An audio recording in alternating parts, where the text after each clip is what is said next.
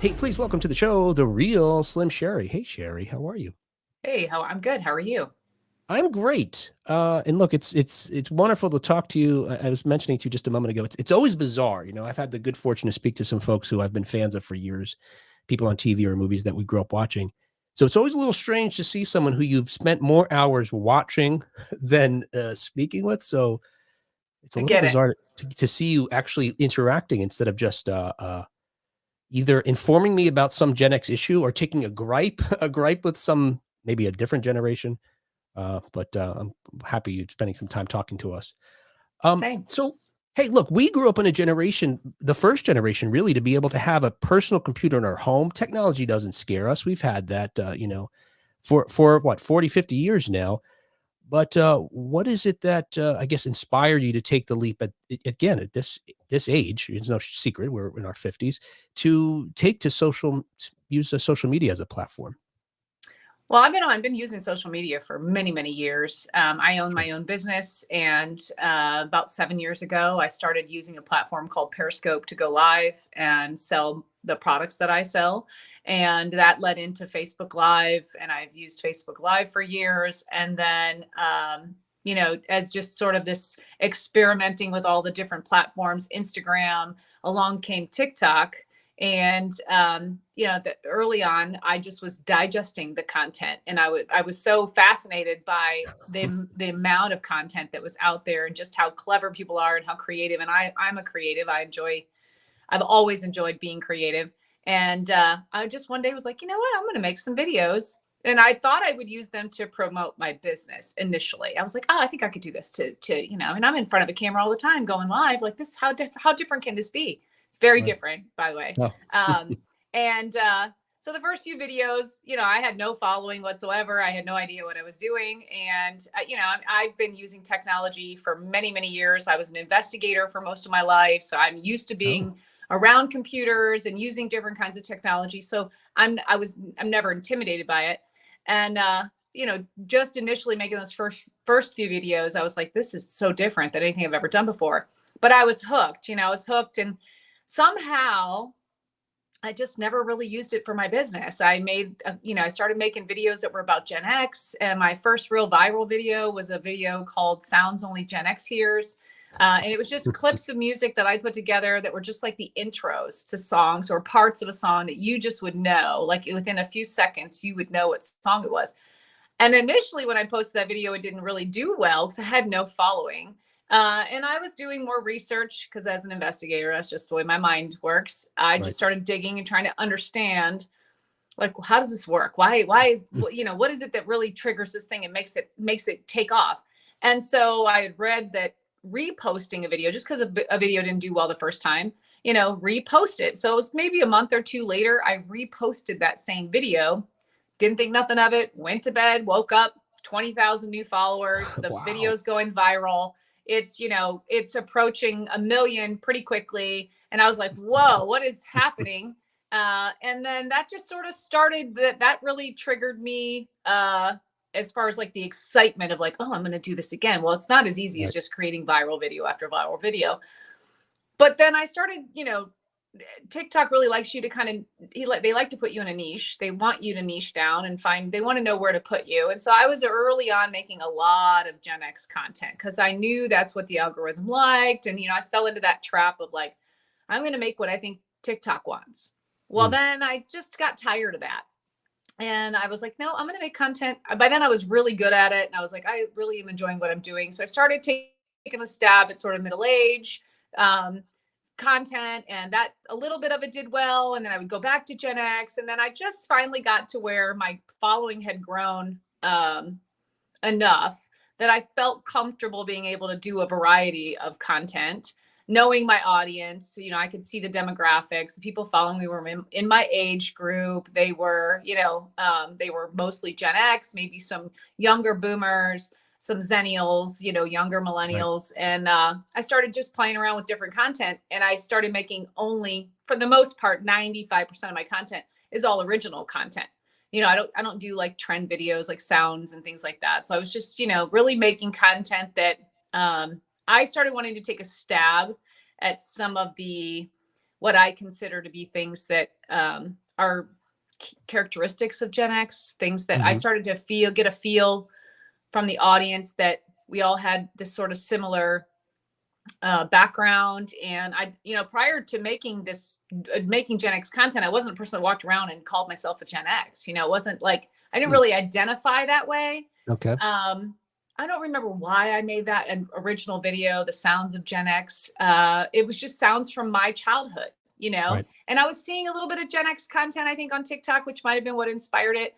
But I started realizing that there's all this whole community of people that were like me. And all these years, even though I didn't really identify as a Gen X, I felt very isolated. I think like a lot of us do, that we just didn't realize there were so many other people out there that had either similar experiences to ours, or similar upbringings, or parents that said the same exact things, Right. or, so there was sort of this, just this vibe around that. And so I started making content more specific about maybe things that, like I did a day in the life of a Gen X kid, and I've done like things that happened to us when we were kids, like being, just no seatbelts and no helmets. I started making a lot of the content that you can find a ton of out on TikTok now, Yeah. because there's so many great Gen X creators. But that was sort of what started it. And I got sucked in. And then that led me to Instagram. And then that led me to sharing, Instagram Reels started to become big. And then I started sharing to Facebook. And now it's just I'm all over the place, apparently.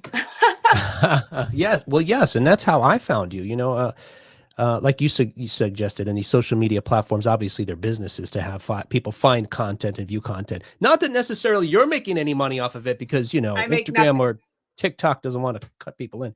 But so naturally, I started seeing more and more of your posts, and I responded to them on so many levels. Not only because you were talking about the things that stuff that I grew up with and could relate to, but because you felt comfortable complaining about certain things. And I feel like on my show, my two co-hosts, well, Kat is very rosy and very optimistic on the scale of these things. John is a little in the middle. I am by far, they would say, the most cynical of the bunch, but I would say more realistic.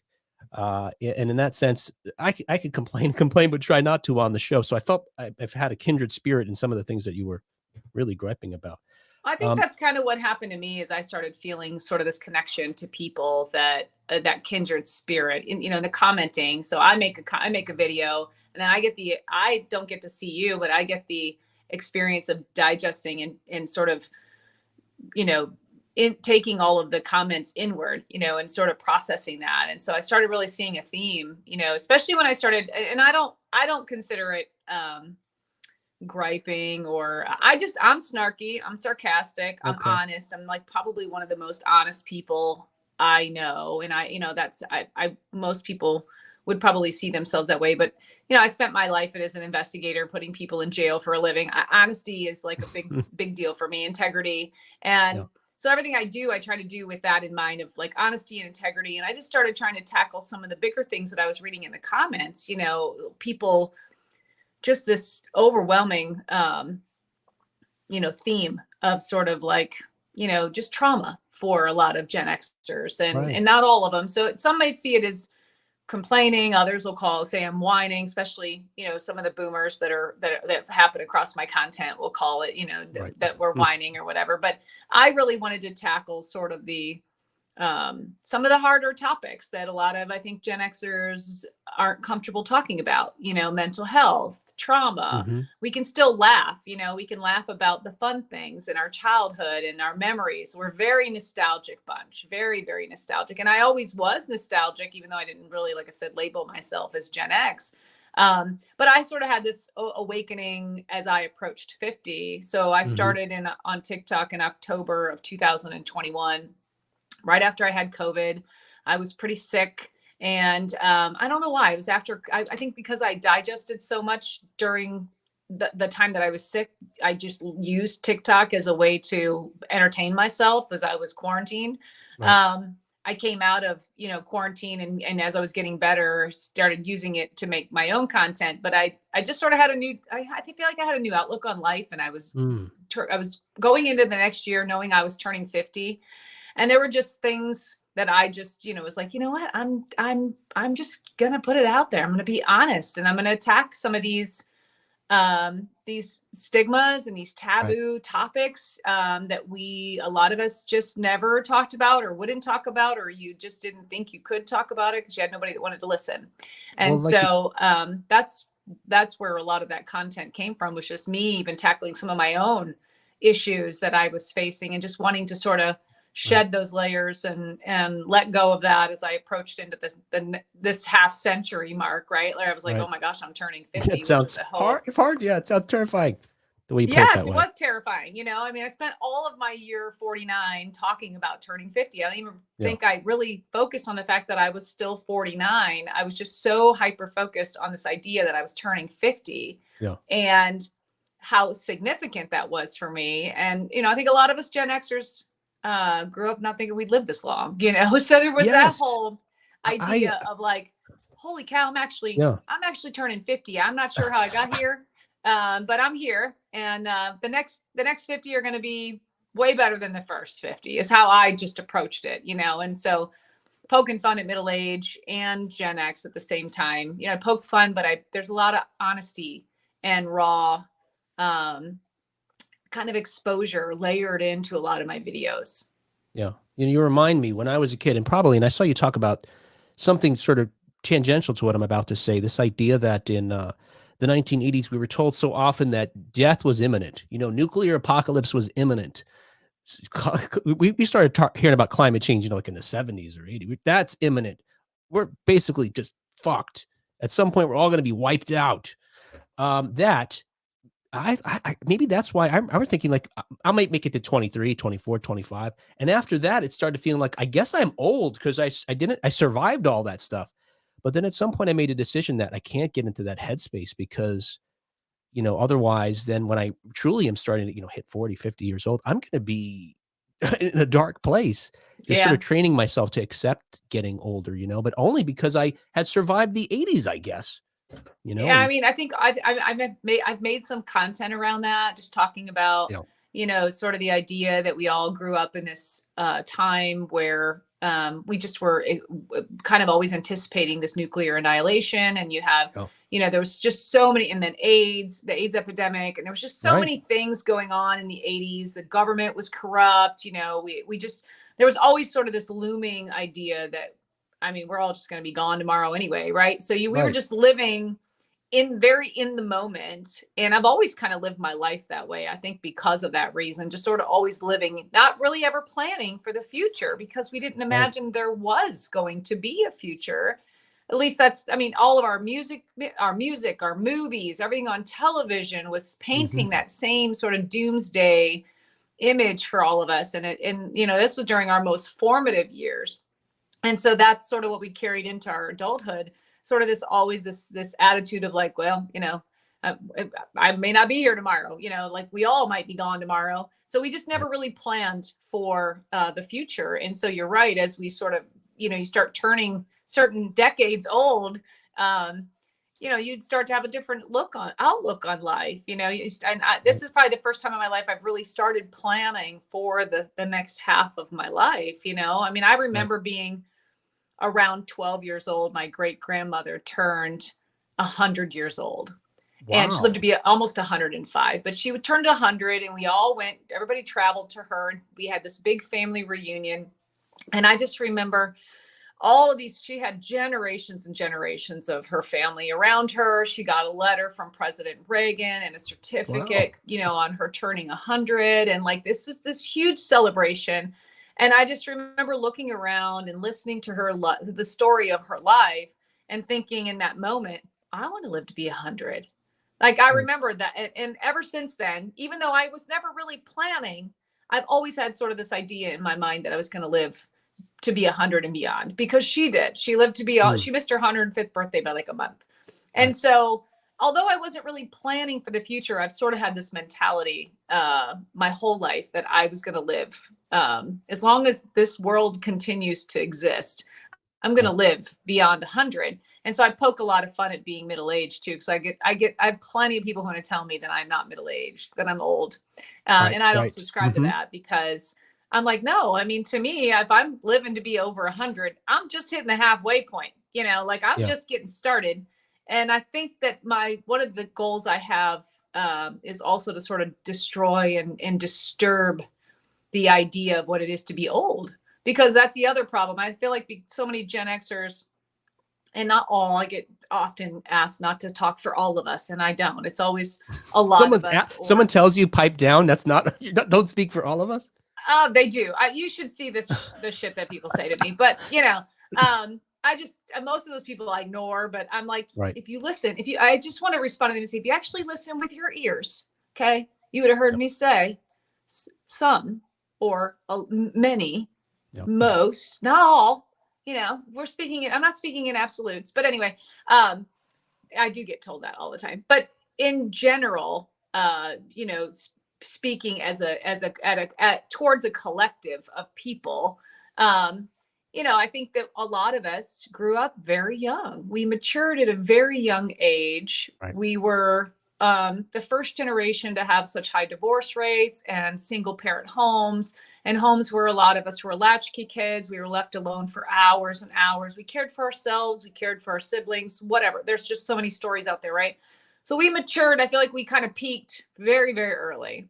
And so I joke around that we're perpetual adolescents because our growth was sort of stunted. I feel like because it was during our really formative years and those years where our brains weren't even fully developed yet.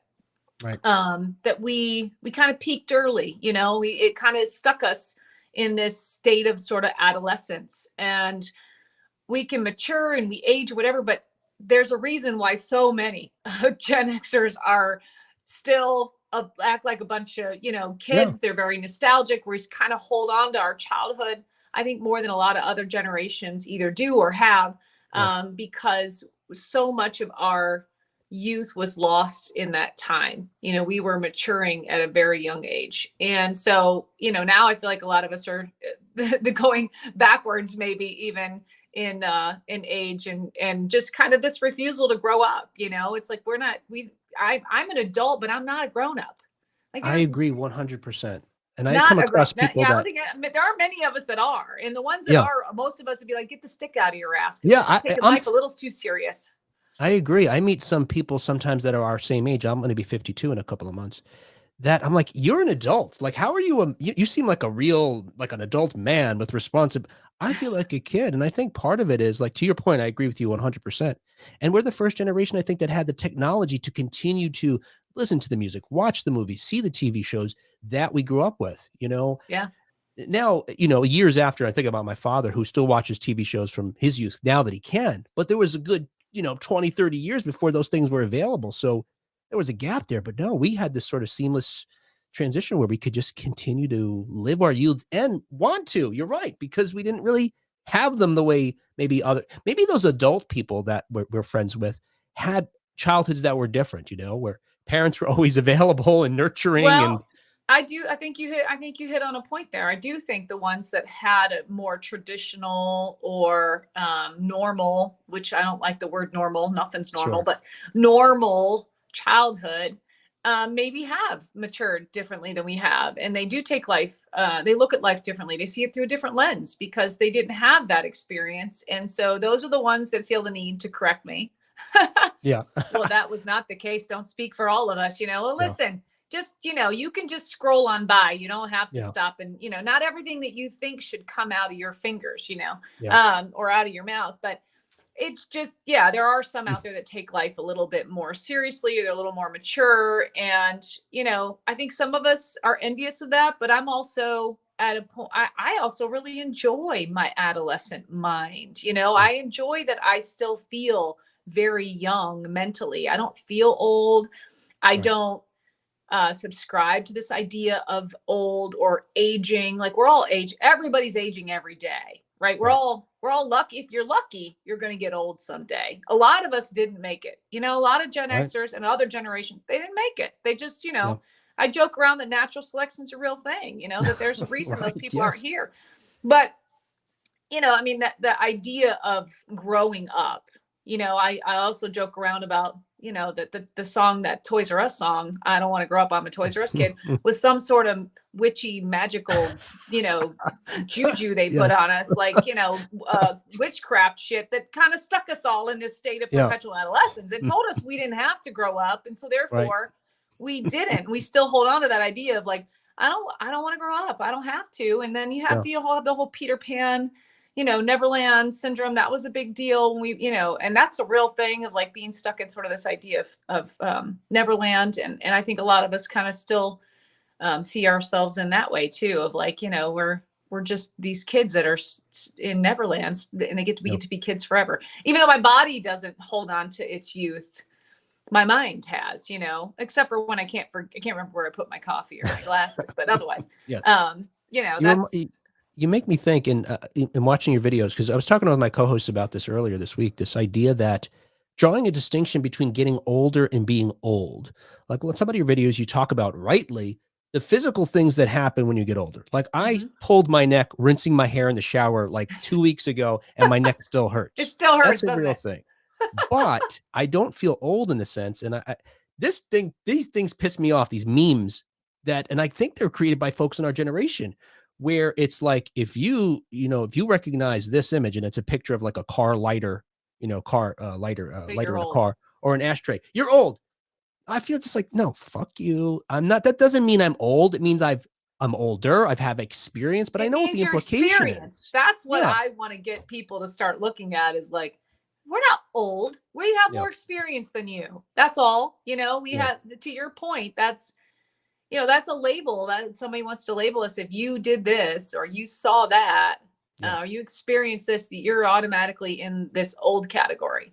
I just give them a big middle finger to that shit, because I'm like, no, I don't subscribe to any of that. Just you know, to what your point of what you're saying is that they're identifying and labeling us as a something based on that experience. And I just see it as, no, that doesn't make me old. That just means that I've been here longer than you. That doesn't mean I'm old. Like, old is a state of mind. I could be 80 and not feel old, other than the fact that, yes, the body reminds us that we've been here longer and we have more experience, and all the stupid shit that we did when we were kids or when we were in our 20s is now rearing its head.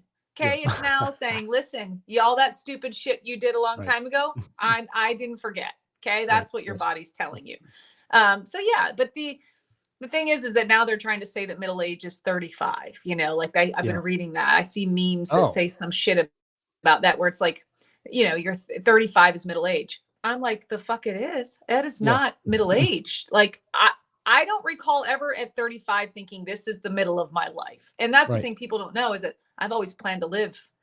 If the world exists, I always plan to live beyond 100. So to me, I'm just hitting middle age, man. I just hit that 50 mark. I got a whole nother 50 years in me plus, you know? So, but the idea that people are now calling 35-year-olds middle age, I'm like, when did this happen? And we need to do work to reverse that. You know, in other cultures, people that are older they're revered, you know, they look up to them, and they look to them for their wisdom and their experience and the knowledge that they have that they can pass down.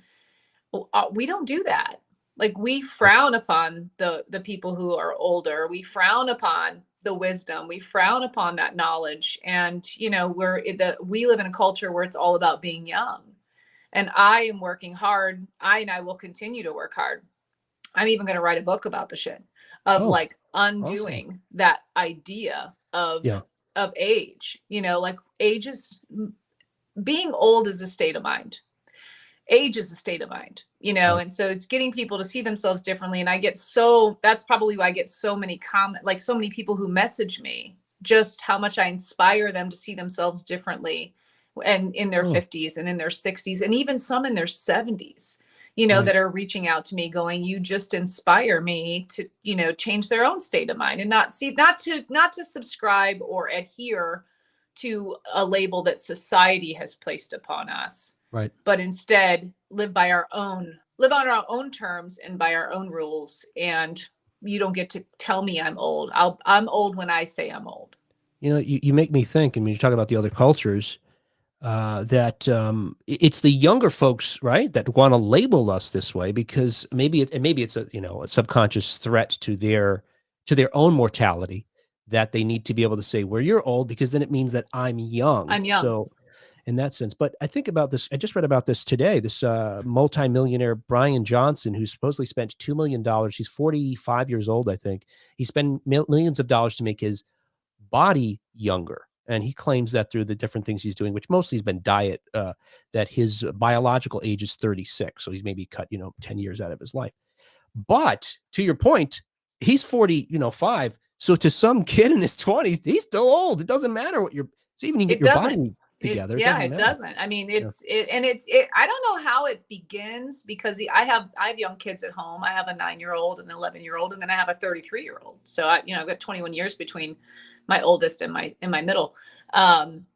They're somehow even at that my youngest, and they don't get it from me because we don't talk about this. Maybe once in a while I joke like I'm old, I'll say, well, that's because I'm old or something, but Right. I've stopped doing that because even them at their age have this idea that we're old, and I don't Right. know where they get that. I don't know where when that begins in their youth, or where the influence comes from. But even at a Right. very young age, they already perceive themselves as young and you as old. Yeah. And I don't really remember ever seeing my parents that way when I was growing up. I never looked at them as old.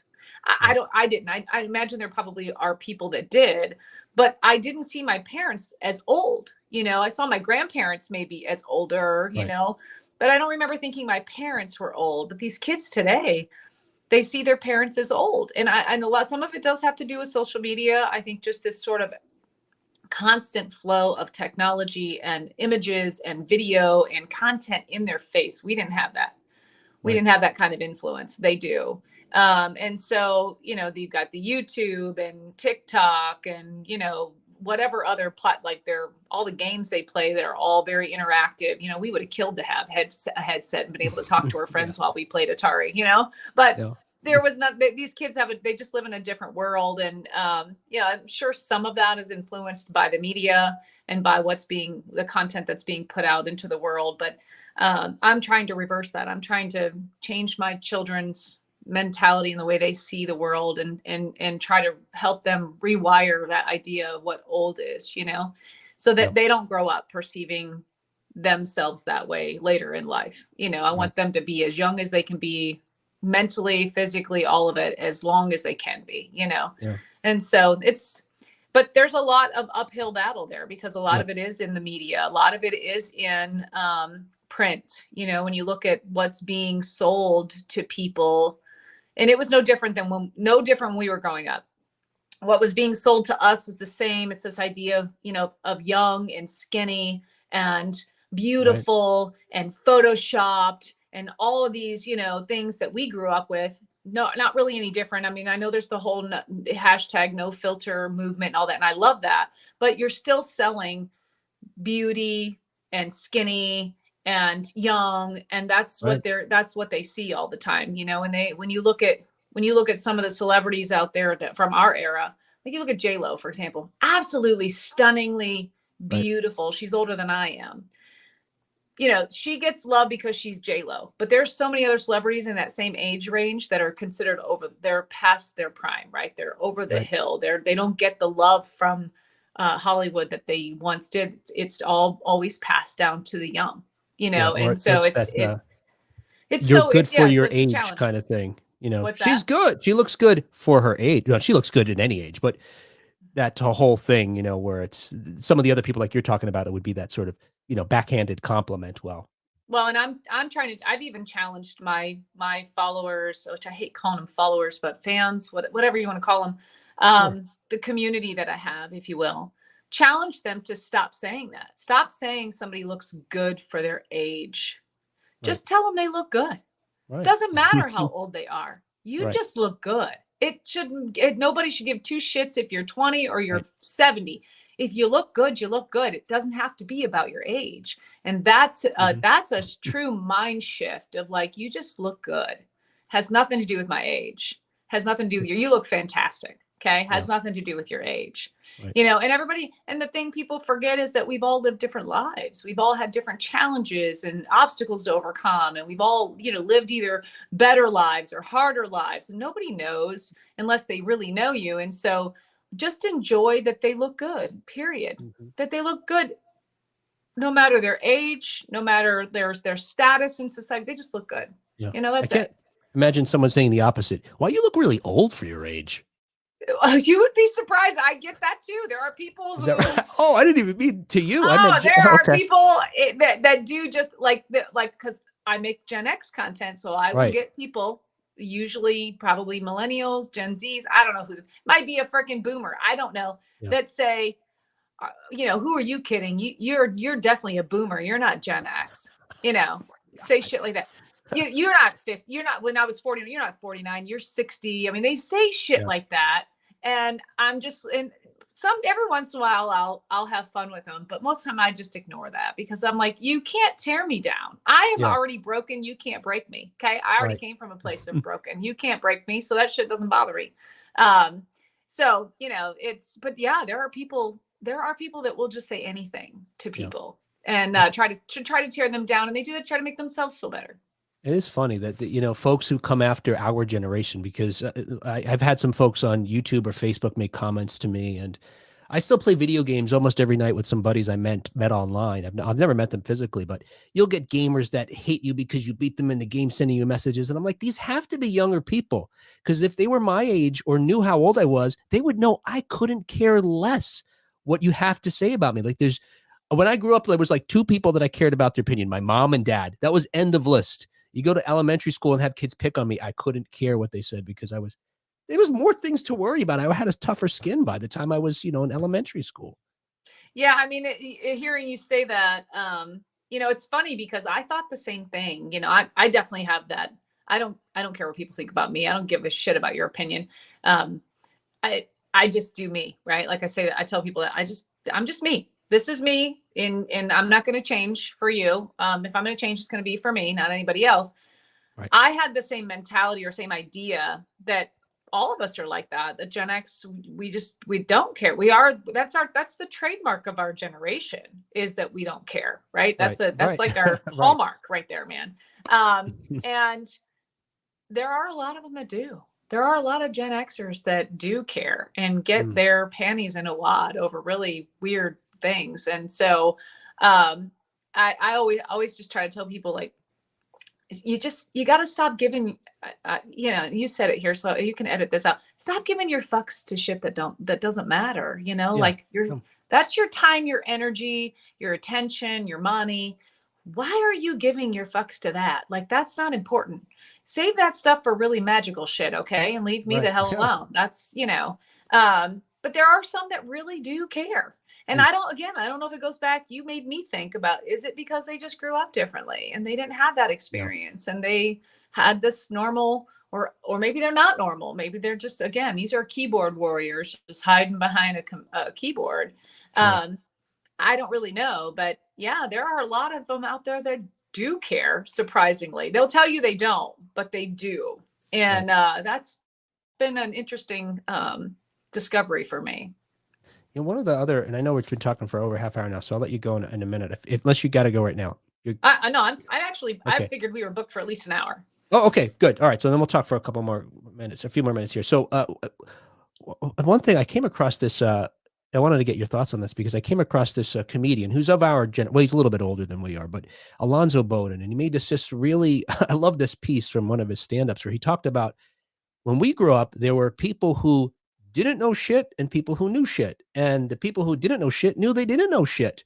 And so when a conversation was happening between the no shits, the other people wouldn't get involved. But nowadays, it seems to be there's this fear of not like knowing things is like currency. And so, God forbid, I don't know what these other people know, where they'll pretend to know things or glom on some half-assed information to make it seem like they have something. Or one of my big pet peeves, I think, that fits into this category is of people going online to reveal magic tricks. Like you get people that are getting attention like you are by showing magic tricks. And then the next video is a guy, let me show you how that dude, you know, they stitch in their thing. I'll show you how he did it. Why? Just, it's okay if we don't know. All right. I do think there's I do think there's a group of people out there, a large group of people actually, especially with platforms like TikTok and other platforms where you can make any kind of content, right? Yeah. That have this need to know mentality, and that because they need to know, they want to tell everybody. Like they feel like there are these people who have this idea of like revealing all the secrets to everything, the entire, like, we're going to reveal the secrets of the universe, like it's, there's some, they don't have that filter, they don't have that thing, that X factor that holds them back, because there's no consequence in it for them. There's no downside. It's all upside for them. It's a downside for the people that it affects, like a magician. It's like, why would you give away the secret Right. to the entire world? It's one thing to do it behind the curtain, but why would you reveal it to the whole world? They just don't value that level of secrecy, and I hate to use the word secrecy, but that level of like confidentiality of something like a magician, because there's only upside for them. They do it for the views. They do it for the shock, the awe, that's why they do it. And there's a lot of people doing that with not just magic tricks, but like other things where it's like, why? As a person who's an investigator for 26 years, I would never go on and reveal my secrets of how I was an investigator. That there's just this thing about it. Like, no, people are like, oh, you should, because they know, you should have a not to, you have your own podcast, but I've had people, you should do a podcast on like true crime stuff, or you should talk to people about your investigative background. I'm like, I have zero desire to do that. If I'm going to teach you how to be an investigator, it's going to be in a room full, like a closed room with people who are being trained to be in that role. I'm not telling everybody else my secrets, because you think the police go around telling you all their secrets of how they do investigation? No, it's not how it works. Right. But there are people that, again, do it just purely for the view. They're just trying to they're just doing it for the numbers. Yeah. That's certainly an aspect of it. And I think well, hey, I don't disagree with you. What else? Before I let you go here. Look, there's so many things I could talk to you about. I don't know. Look, it was my word saying griping. That's because that's how I think about it. And a lot of times it's because, there's shit that just drives me crazy. And I've got to complain. I complain. Maybe I complain. That's not your words. I thought there was one other thing I'd written down here, but you wrote about, is everybody a DJ these days? Yeah, I have it here. I don't know that it's relevant. This is another one of my gripes. And, look, maybe it's because I was a DJ when I was younger. And maybe, look, I say, we talk about DJ, or I talk about, gave the magic thing as an example. There's bigger issues here. The magic thing to me is like, people treat knowledge like currency, and they don't want to be poor. They want us to look rich too. It's okay to be dumb or not know something. Oh, whatever. I'm sorry. Sherri, you don't deserve me to be screaming here. But you're fine. The DJ I'm passionate as well. I call that passion. The DJ thing for me is emblematic of sort of a similar. Well, it's not similar, but it's different. When I was younger, at 12, 13 years old, I started DJing, and it was analog. So it was difficult. It was expensive. It took a lot of practice. I did it for years and started from nothing and, evolved into something. Now it seems like because of the democratization of music creation, which I'm for. I love technology. I use it. But it allows like anybody to just easily at least skip all these steps and make it at least seem. And I'm going to say seem, because a lot of technology can just do the work for you. That they're as proficient as these things that took us a lot of work and practice, in 1980s. All right, that's it. I'm done stepping off the soapbox. So in all honesty, I feel you, because there's things I did the old and hard way.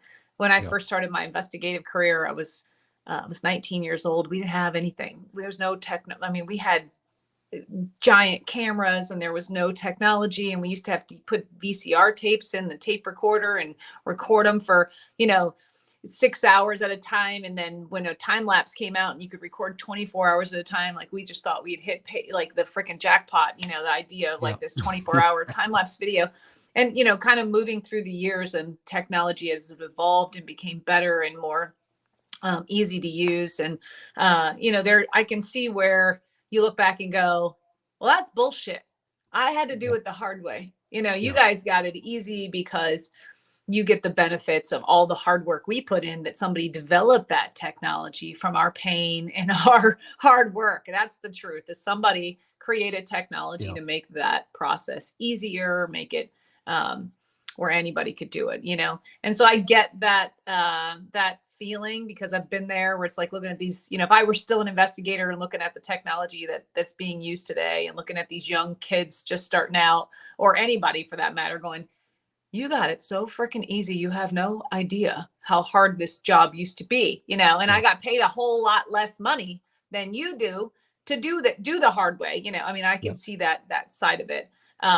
But I also see the upside of, like, why not let everybody learn how to do whatever, if they want to learn how to do it, and they can make, and it can be done easily. Then for me, I'm like, have at it. Like, there'll be room for other hard shit, and now maybe not. I love music, but we've just made it so easy, right? I can make my own playlist and just listen. People who come to me and ask me for my playlist, they'll be like, oh, I need your playlist. In my mind, there's a part of me going, why the fuck don't you just make your own playlist? But I give it to them, but that's still in my mind of, like, anybody can make a playlist. I don't know why you need me to make a playlist. Or people who come in and ask me in my comments all the time, like, well, wait, what am I? What generation am I? I don't fucking know. What year were you born? And then, I have to give them I have to give them 1965 to 1980, or they'll say, what years are Gen X? And in my mind, I'm like, have you heard of Google?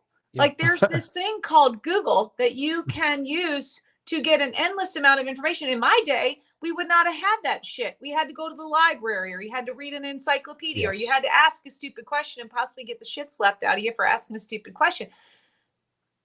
Use the technology you have. Like, that's where I totally feel you on this, but my approach is a little bit, my ideas are a little bit different than the DJ thing, because I never DJ'd, but I maybe think my Spotify playlist where I'm like, anybody can be a DJ. Maybe you're not out there mixing records and shit, but you just make your own freaking playlist and do your thing. It's so easy. Well, we used to have to sit and record the shit on a tape, You make me realize, and maybe this is what it really bothers me about it. And I'm going to say maybe our generation is to blame, because I think I'm talking about our generation's kids, is that my parents did a good job, I think, of, and I'll just use music as an example, and maybe it was just our generation, how we were raised, of knowing what came before, like, and maybe because stuff hadn't changed as rapidly as it's changed since the 80s, but knowing what pop culture came before, listening to music look, when I was younger, I had to listen to my parents' music. They weren't like, as the 80s came on and I was becoming more of a teenager, then we could listen to top 40, but I was listening to their top 40,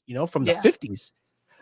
So I came up that way, knowing those things. I guess and this is just me projecting. I see a little, TikTok or an Instagram reel, someone DJing for 30 seconds and the kid's in his 20s or 30s. And I'm like, you think that's how it's always been? Like, it's kind of like they say, learning music, learn the rules till then break the rules. But I feel like they don't necessarily have an appreciation or knowledge of how we got there. But I don't know that. So, and even if they don't, yeah.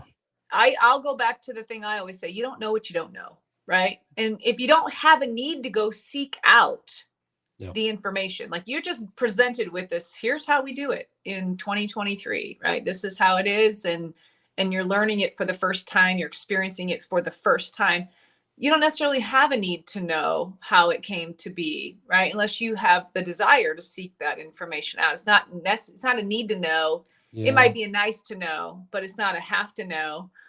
So I feel like, and I see a lot of this with some people that follow me. They'll make comments about the younger generations and how they don't know, and they'll never know. And they're right. They won't ever know. They don't need to know. Their world is a different world than our world. We just grew up in a different, and we straddle this world of analog and digital. Then these kids are practically born with an iPhone or an iPad in their hands today. They'll never know a world without that technology. And so they don't have a need to know how it used to be. I don't have a need to know how the hell, we learned it, but I don't need to know how a light bulb came to be. I don't need to fucking know. I just use the light bulb, right? Like, I think it's kind of the same idea of like, the first car that got built, like, when now Mhm. cars, the way they freaking drive themselves, I mean, these kids don't give a shit where the car came from unless they have an interest in it, right? Unless they have a desire to know. It's not a have to know. And so Right. I think it comes down to that, we just grew up in a time when if you wanted information, you had to go and work for it to get it. These kids don't have to work for it today. It's just sort Yeah. of just easy. And but and some people say, well, that'll make them lazy, or that'll, yeah, in some ways, but then it's going to birth this entire future, of what's to come, right? Just like we Right. did. We, because of our generation, and in us sort of leading into that technological world, Right. the advancements that have happened over the last 40 years are so significant, so like more technology, and it just is getting faster and faster each year at how quickly everything is growing. We put in a lot of the hard work, and we were sort of the beta, and now we're just, we're Yeah. past that. And Yeah. there'll be a new beta, there'll be a new world there'll be a new birthing of like these kids coming. Like if you imagine the kids, like my kids right now, 9 and 11, I'm sorry. When I was that age, I had no idea what was going to happen in 30 years. Again, we weren't planning to live that long. So I look at my Yeah. kids and go, what's the world going to be like for them in 30 years? Yeah.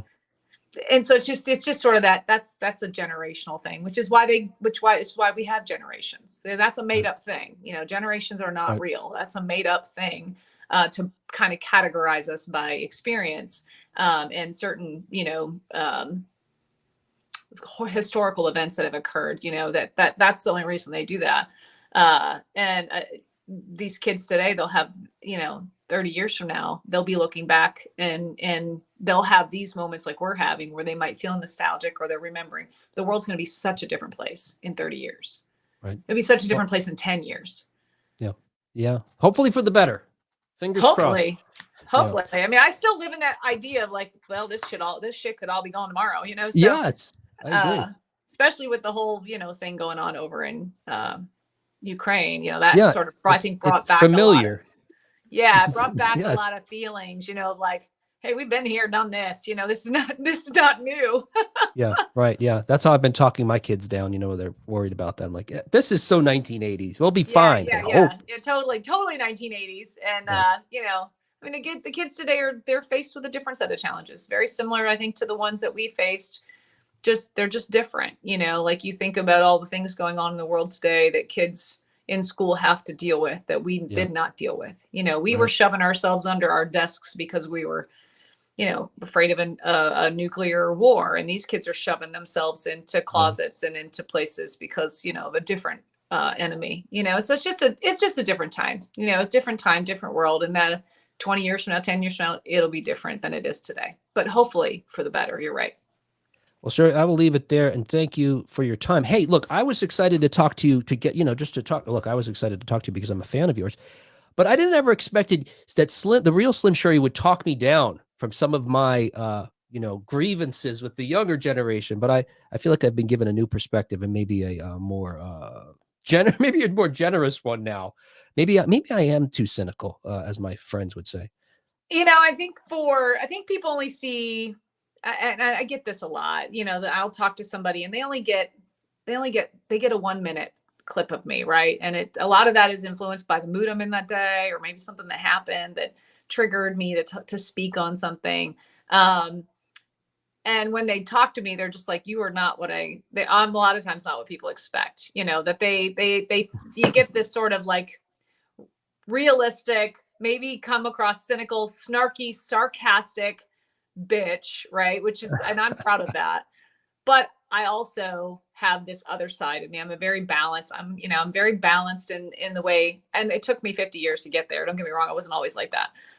To just see things from a different perspective, and try to, look at, part of that's probably, again, just the way I'm wired. I was an investigator for a very long time, and I was always taught to look at things from all kinds of different angles, when Sure. you're investigating. I think that's just why my mind works in that way. And so I don't set out to talk people down, but I just what Right. comes out of my mouth is just more of like the other side of it, you know, and yeah, make people, not intentionally, but people do end up seeing things going, oh, I never really thought of it that way, you know. Right. And I'm the same way. People, I'll see something some way and think I've covered all the angles, and then somebody will say something to me and I go, oh, I never thought of it like that. Yep. That's, you know, that's the benefit of like talking and knowing other people, right? Is you get to see, you'll hear other perspectives. And Right. I love that. I love when somebody does that to me, unless they piss me off. Most times it's Yeah. like, oh, I didn't think about it like that. You know, it gives me food for thought. Well, it's particularly resounding hearing it from a fellow Generation Xer. So thank you so much for your time today, Sherri. Thank you.